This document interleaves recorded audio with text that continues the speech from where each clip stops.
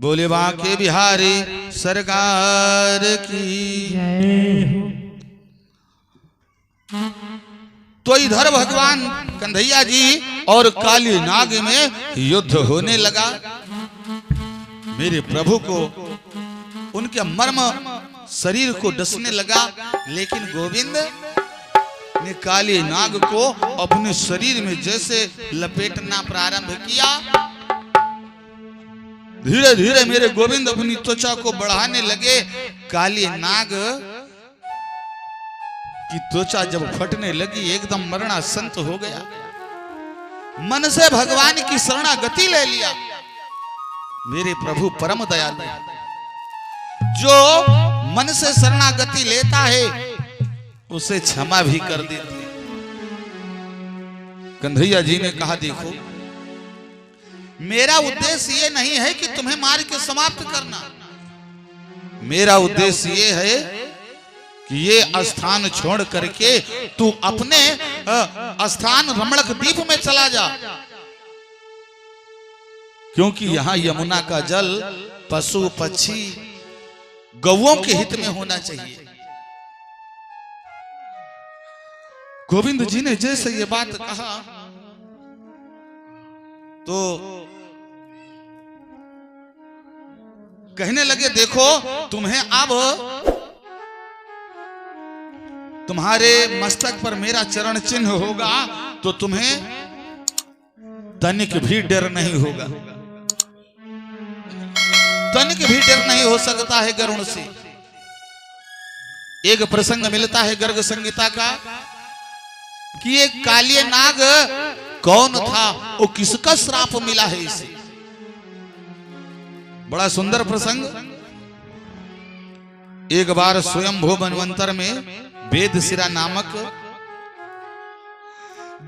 नामक एक मुन विंध्याचल पर्वत पर तपस्या कर रहे थे। जब ये वेदशिरा तपस्या कर रहे थे और कहीं से भ्रमण करते करते महाराज अश्रुशिरा नामक महात्मा उसी पर तप करने के लिए जा पहुंचे। और जैसे ये जा पहुंचे, उन्हें देख करके वेदशिरा थोड़ा आवेश में आ गई। बोले, ये बता तुझे तपस्या करने के लिए कहीं और जगह नहीं मिली क्या? मेरे ही इस पर्वत पर आया है। जैसे वेदशिरा ने कहा, यह सुनकर महाराज अश्रुशिरा क्रोधित हो गए। उन्होंने कहा, यह तो भगवान की भूमि है, यहां कोई भी तप कर सकता है और कहीं भी तपस्या कर सकता है। तुम तो एकदम सर्प के समान फुफकारते हो। मैं श्राप देता हूं, जाओ तुम सर्प हो जाओ। जैसे श्राप दिया, वेदशिरा ने कहा, अरे भैया तुम संत होते हुए और तुम्हारा मनोभाव कैसा है? इतनी सी बात में मुझे इतना बड़ा श्राप दे दिया। मैं ये जानता हूं। कहा, मुझे ये पता है।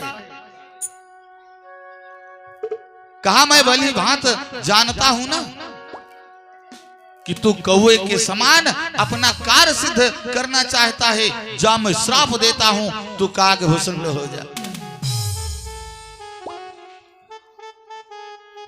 भगवान श्री हरि विष्णु जी ने सोचा कि ये दोनों महात्मा आपस में श्रापित होते जा रहे हैं, कहीं और आगे ना बात बिगड़ जाए।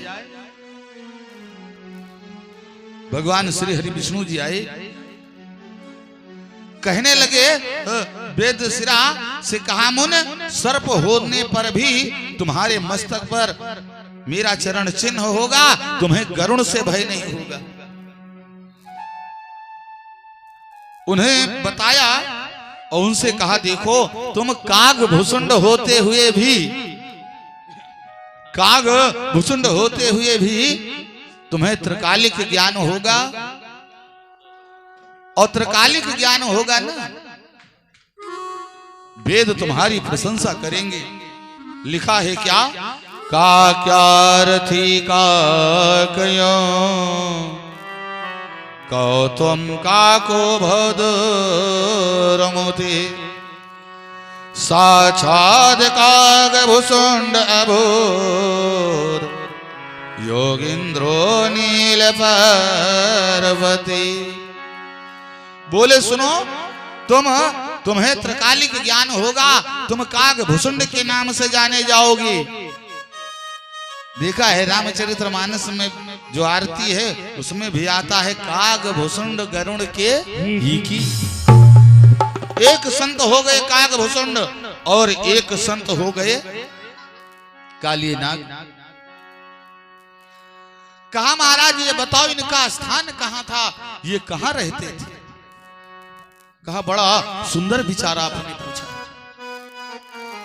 इनका स्थान था नागालय। नागालयं रमणकं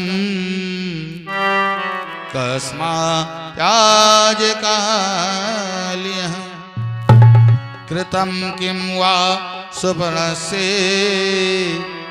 तैनेकनासमंजसम्। बोले सुनो, स्वामी सुखदेव जी कहते हैं हे राजन, ये रमणक द्वीप में रहते थे और रमणक द्वीप में पहुंच करके गरुड़ जी क्या करते, जो सर्प मिलते उनका भोजन कर जाते, भक्षण कर जाते। जितने सर्प मिलते सबका भक्षण कर जाते। गरुड़ जी का ये व्यवहार देख करके सर्पों ने सोचा भाई ये बिल्कुल ठीक नहीं होगा। बोले ये बिल्कुल ठीक नहीं, तो इसके लिए एक काम करना है। कहा क्या? बोले इसके लिए एक काम ये करना है कि गरुड़ जी से सब लोग मिलकर के बात किया जाए। अब गरुड़ जी पहुंचे और रमणक द्वीप में पहुंच के जो सर्प मिले सो वही का भोजन कर जाए। एक दिन सर्पों ने गरुड़ जी को बुलवाया और गरुड़ जी से कहा हे महाराज आपका ये व्यवहार बिल्कुल ठीक नहीं है। बोले तो मेरा विचार ये है, आपको हर माह की अमावस्या के दिन एक वृक्ष के नीचे एक बलि की व्यवस्था कर दिया जाएगा। आप आना, भोजन करके उसका भक्षण करके चले जाना, किसी और सर्प को मत खाइए। ये प्रस्ताव गरुड़ जी ने स्वीकार कर लिया। बोले ठीक है, हमें तो आहार चाहिए। अब यही होने लगा कि भाई सर्पों की ड्यूटी लगने लगी कि जैसे अमावस्या आवे सो इस सर्प को पहुंचा दे।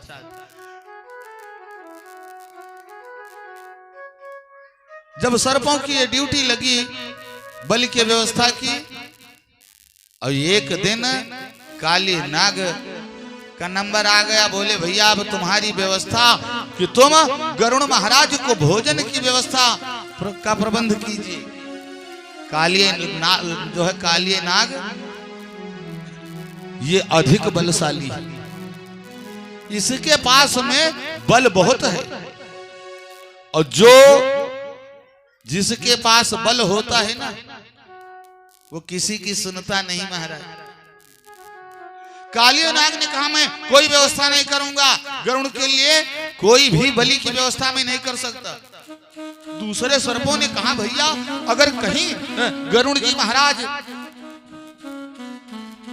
क्रोधित हो गए ना, अगर गरुड़ जी महाराज क्रोधित हो गए तो ये याद रहे, क्या पता कौन से सर्पों का भक्षण करके चले जाए, क्या पता कौन से सर्पों का भक्षण कर लें। एक काम करो उनके लिए व्यवस्था किया जाए। जब ये बताया कि व्यवस्था किया जाए, काली नाग ने कहा मैं तो व्यवस्था बिल्कुल नहीं कर सकता। दूसरे सर्पों ने सर्प वंशज को बचाने के लिए वहीं पर व्यवस्था कर दिया।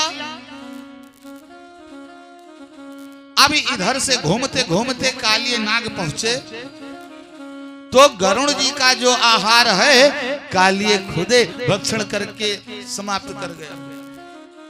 गरुण जी महाराज जब आए तो क्या देखा कि मेरा आहार कालिए नाग खा गया। गरुण जी को लगा क्रोध, गरुण जी में और कालिए नाग में युद्ध होने लगा। गरुण जी ने एक इतने जोर से पर मारा कि कालिए नाग यमुना के हद में जाकर के गिरा। राजा परीक्षित कहने लगे भगवान तो यमुना के हद में गरुण क्यों नहीं आए कि कालिए को यहां पर भी समाप्त कर दे। स्वामी सुखदेव जी बोले राजन आपका विचार बड़ा सुंदर है, क्यों नहीं आते थे इसका भी बड़ा सुंदर रहस्य है। क्योंकि एक दिन महापराक्रमी कश्यप पुत्र गरुण जी और काली नाग में जब युद्ध हुआ ना, तो युद्ध के समय जब काली नाग के ऊपर पर मारा और जाकर के यमुना के हद में गिरे, गरुण का वहां न जाने का एक कारण था। कौन? बोले वहां एक बार एक महात्मा सौभरमुन तपस्या कर रहे थे। वो वहां पर तपस्या कर रहे थे। गरुण जी पहुंचे, उसी हद से एक मछली को पकड़ करके समाप्त कर दिया। सारी मछलियां उदास हो गई, रोने लगी। सौभरमुन ने देखा मछलियों को, सो दया आ गई, श्राप दे दिया। बोले गरुण तुम्हारा ये व्यवहार ठीक नहीं है, अगर आज के बाद इस हद में आए तो तुम जल करके भस्म हो जाओगे। उस श्राप के कारण गरुण महाराज उस हद में आ नहीं सकते थे और कालिए नाग सापरिवार सानंद उसी हद में रहता था। आज मेरे गोविंद, मेरे भगवान कन्हैया जी ने कहा काली नाग से कि देखो तुम्हें चिंता करने की बात नहीं है, जाओ तुम्हारे मस्तक पर मेरा चरण चिन्ह होगा और तुम्हें काली नाग से भय नहीं रहेगा। इधर तो वार्तालाप चल रहा है भगवान कन्हैया और काली नाग का, क्योंकि श्याम रंग यमुना का जल और श्याम यमुना में गए तो श्याम और श्याम में मिल गए महाराज। इधर यमुना के ऊपर क्या दशा है, जो है ग्वाल बालों की क्या दशा है, वृंदावन में क्या हो रहा है। पता चला कि कन्हैया यमुना में गिर गए। सो क्या दशा है कि वृंदावन वाले बोल उठे, ओ ब्रिज रखवाले कहाँ गए।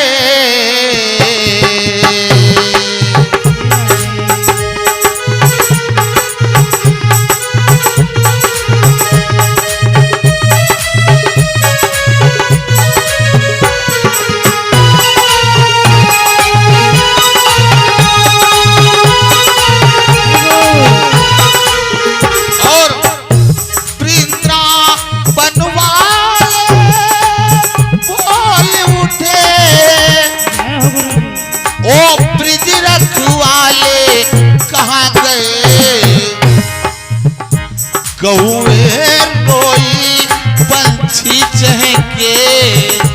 आज भगवान कन्हैया के लिए कौए रोई पंछी चहके, ओ बंसी वाले कहाँ गए। कौए रोई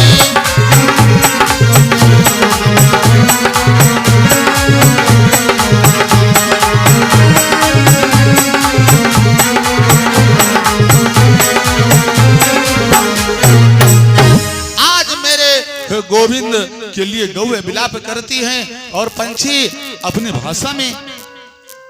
मेरे प्रभु जी कहां गए। मैया यशोदा जी दौड़ करके आई, सुना मेरा लाला यमुना में गिरा है। महाराज मैया एकदम कूदने का विचार किया और जैसे यशोदा मैया कूदने का विचार किया, बलराम जी ने पकड़ लिया। बोले मैया आप सोच रही हो ना कि ये कन्हैया आपके पुत्र हैं, ये साधारण नहीं है। बलराम जी ने सोचा अगर मैया यशोदा कहीं इसमें कूदती हैं तो इनका प्राण नहीं बचेगा। बोले वो साधारण नहीं है, चिंता मत करो, अभी जरूर वो आएंगे। बलराम जी ने कहा, मैया को समझाया और तब तक भगवान कन्हैया काले नाग के फन पर विराजमान होकर के बंसी बजाते हुए आए। बोलिए कृष्ण भगवान की। मेरे गोविंद जैसे आए, मैया यशोदा दौड़ करके भगवान कन्हैया का अंग पहुंचने लगी, गोद में ले लिया। मेरे लाला, अरे तू तो ठीक है ना, मेरा लाला ठीक है। मैया यशोदा ने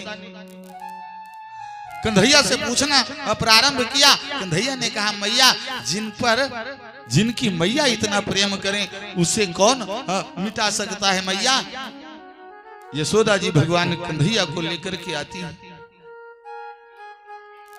तो श्रोताओं, मेरे भगवान गेंद खेलते, ये बिल्कुल सत्य है। और ये सब कैसा है? बोले ये आज जो हो रहा है ना, ये सब पहले का नकल है। एक लोग बोले महाराज ये बताओ, आज के समय में मोबाइल है, पहले क्या था? तो देखो, पहले अगर कोई आपका रिश्तेदार लखनऊ में याद करता ना तो यहां हिचकी आने लगती थी, और अब कोई वहां याद करता है तो यहां घंटी आने लगी। सब कुछ पहले का है। एक लोग बोले महाराज ये बताओ, ये जो आज बफर सिस्टम हो रहा है पहले कब हुआ? हमने कहा इसकी कोई बात नहीं, ये तो भगवान भूत भावन भोलेनाथ ही के विवाह से प्रारंभ हुआ। बोले पहले का है? हाँ पहले का ही नकल है। और ये कैसे प्रारंभ हुआ? भोले बाबा के विवाह में बड़ा सुंदर प्रसंग है शिव पुराण में, तो शिव विवाह का वर्णन बड़े अच्छे ढंग से आता है महाराज। तो भोले बाबा, भोलेनाथ जी महाराज का जब विवाह हुआ तो जितने दूल्हा आज तक गए हैं खूब सज धज के, और मेरे भोले बाबा कैसे गए? वो जैसे थे महाराज वैसे ही चले गए। अब भोले बाबा, भोलेनाथ जी महाराज जैसे थे वैसे चल दिए। भूत प्रेत लोग पीछे बराती जा रहे हैं और भोले बाबा नंदी पे बैठे, तो कैसे पीछे का मुंह करके? बोले क्यों? हमारे मित्र हैं ये लोग, अब बढ़िया रास्ता दूर है, हम लोग बात करते करते चले जाएंगे। और जैसे बारात किनारे पर पहुंची, अब वहां के बच्चे आए, चलो दूल्हा देखा जाए। कुछ माताएं आई, इधर एक टोली देवताओं की थी, एक टोली भूत प्रेत की थी।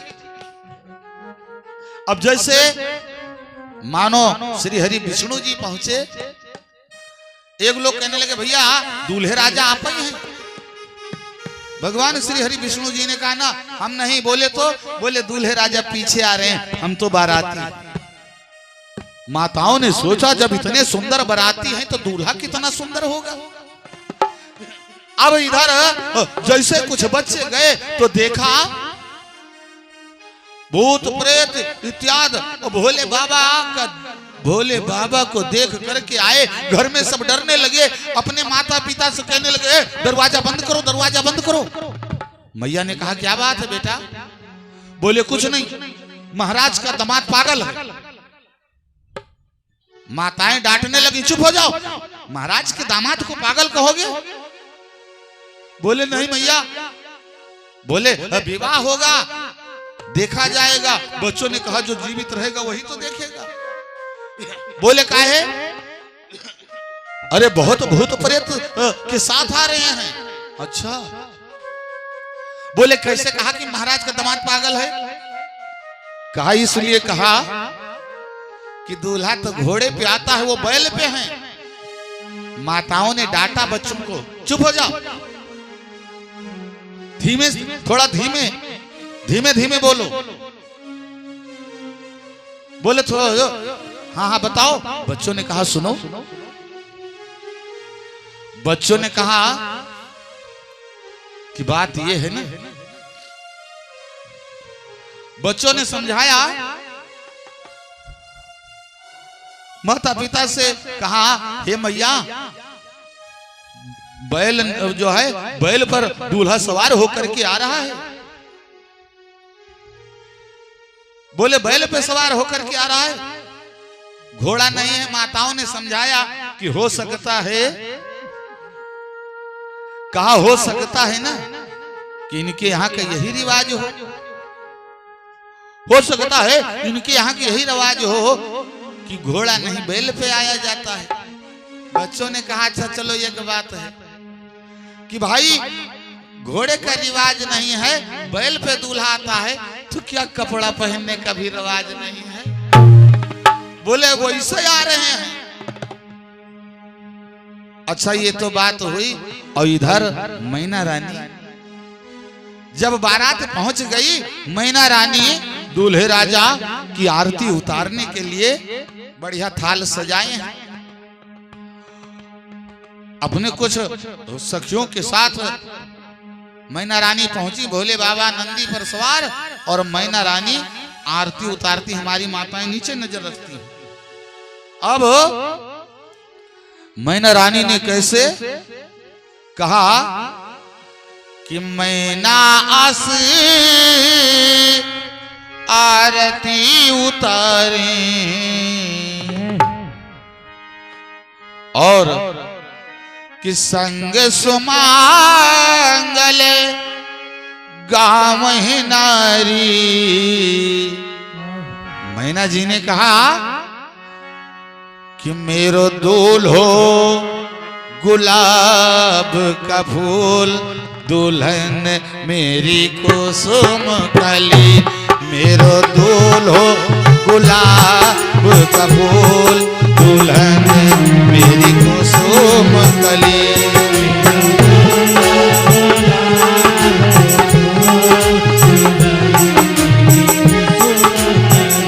जय हो मैना।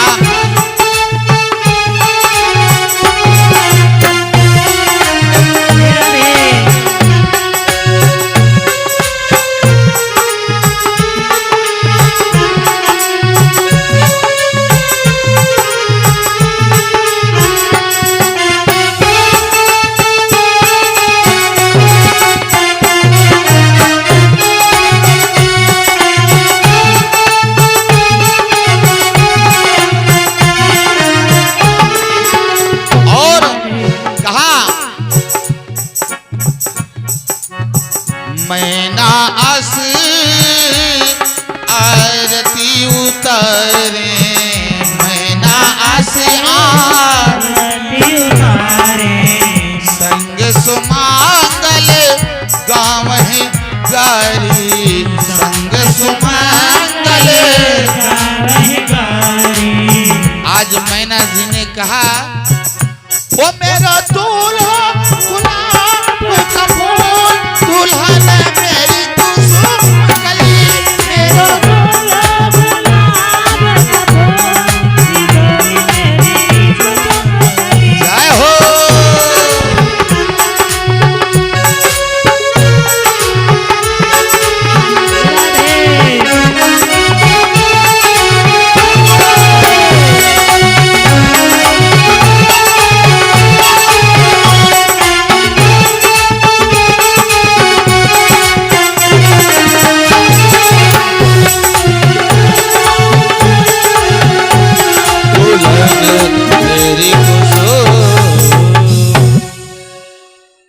आज श्रोताओं जैसे आरती ऊपर किया और जो सर्प थे ना खूब जगे हैं रात, कई दिन हो गया, बारात चले, वो सर्प जैसे वो दही है ना सगुन में, सोचा लाओ, जैसे वार किया, मैना रानी ने देखा हाथ से थाली छूट गई और बहा करके सीधे भागते भागते आई कि नारद करे मैं काह बिगाड़ा। बोले कुछ भी हो, आखिर मैंने नारद का क्या बिगाड़ा था जो मेरे नारद का क्या बिगाड़ा मैंने, जो मेरी पुत्री का विवाह ऐसे दूल्हे से करवा रहे हैं।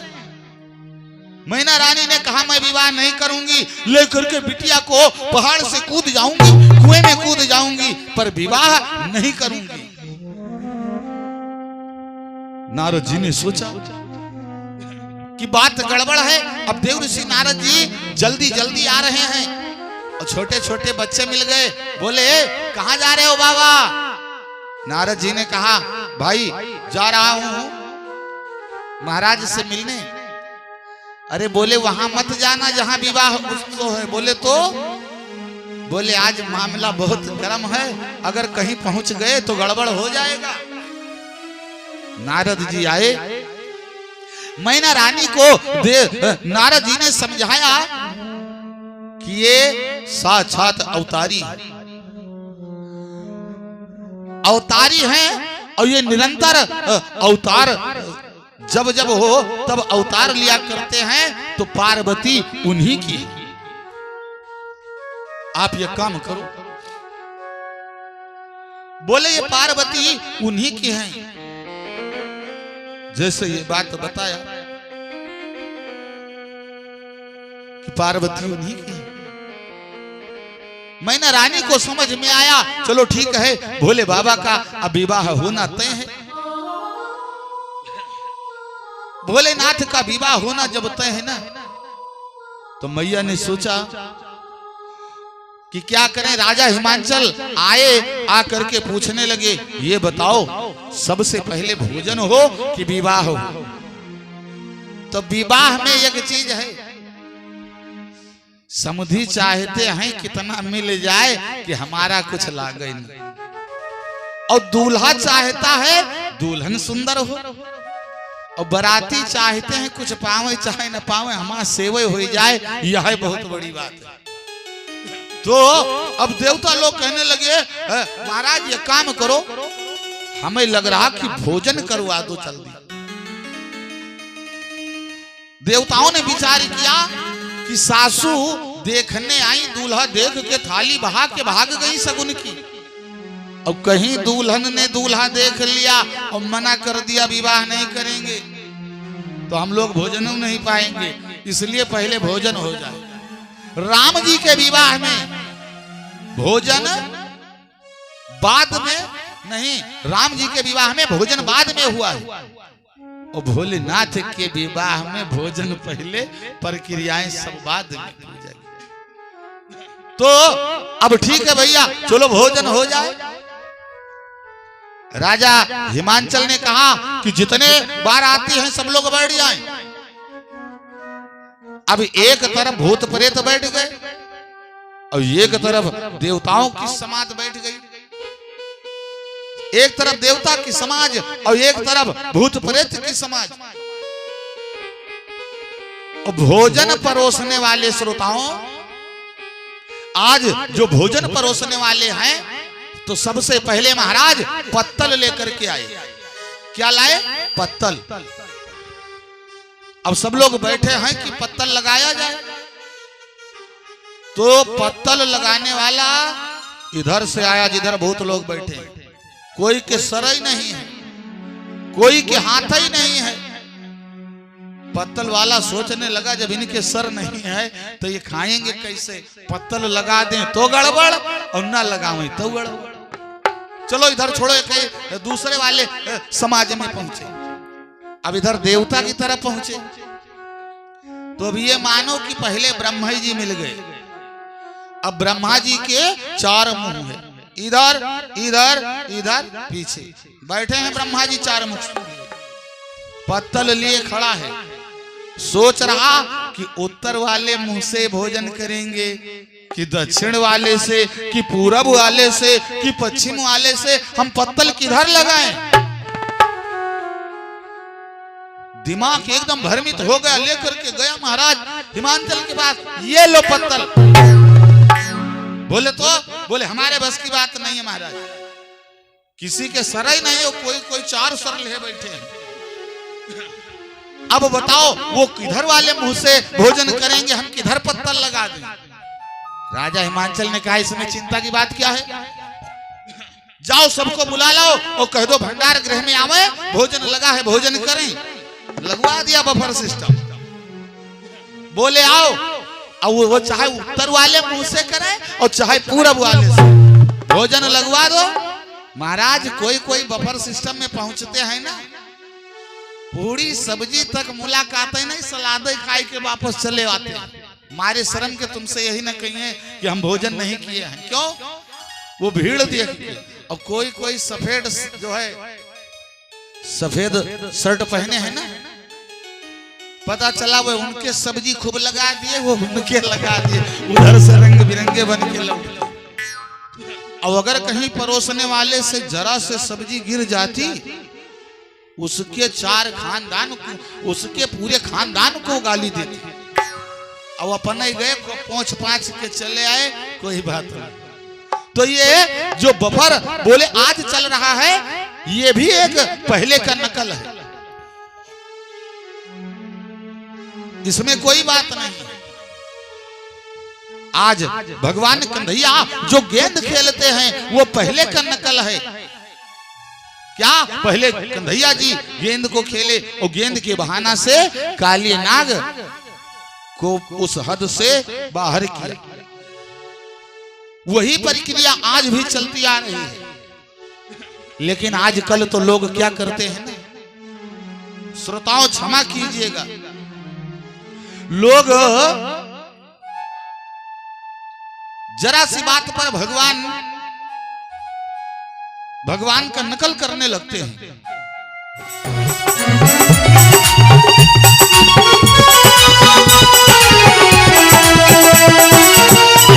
बोले राघवेंद्र सरकार की